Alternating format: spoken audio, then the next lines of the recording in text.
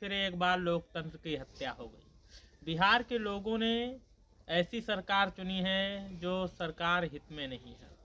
बिहार की जनता के लिए कहना था, विधानसभा वो पहुंच गए खर्च करके रुपया, नेता बेचारे क्या करें जब चुनने वाले थे चूतिया, क्यों ये जनता पर लागू होता है। 10,000 रुपये सरकार ने दिए और चुनाव जीत लिया।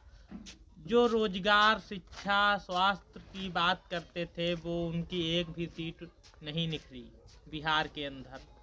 जिनका नाम प्रशांत किशोर है, जिन्होंने रोजगार, शिक्षा, स्वास्थ्य पर वोट मांगी थी, उन्होंने अच्छी व्यवस्था सरकार को, वहाँ की जनता के लिए उन्होंने कंपनियों की मांग की थी, मगर उस वहाँ की जनता ने, उन्हें बाहर जाना पसंद है, इसलिए उन्होंने फिर से वही सरकार बना दी जो नहीं बनानी चाहिए थी।